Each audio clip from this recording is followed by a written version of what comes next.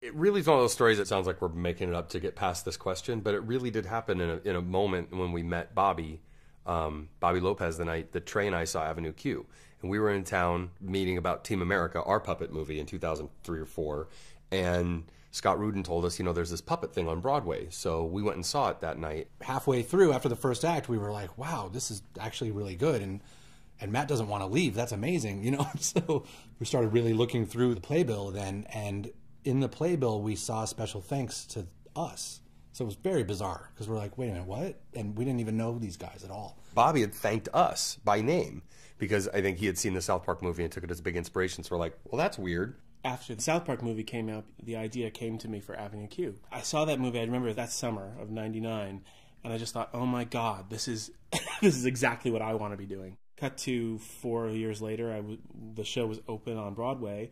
We had barely just opened, and I came in one night, and there were Matt and Trey sitting in the audience. They were that movie was so inspirational to me, and all of their work, all their comedy, and all their songs had pointed the way for me in my work. By the time the second act was over, I was like, man, this is exactly the thing I've always kind of dreamed about doing. And this is exactly the kind of thing I've always aspired to do on Broadway.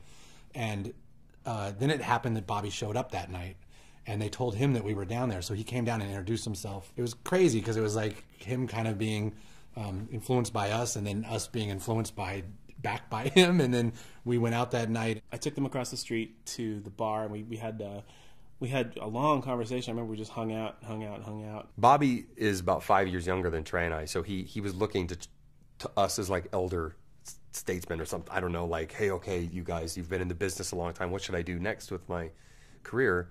And so the pat answer to that is, well, what do you want to do?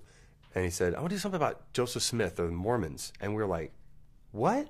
Wait a second. No one likes that shit except for us. When I said Joseph Smith, they were like, we've wanted to do that too. They had done a musical called Alfred Packer, which was also called Cannibal, the musical, right after or during their college, for their college project, I guess. And they thought they would follow it up with the Joseph Smith musical, but they just never did. But they had it on their docket to do some kind of Joseph Smith musical. And basically I said, if you guys want to do that, that's fine. I'll let you have it because I'd love to see what you do more than what I would do.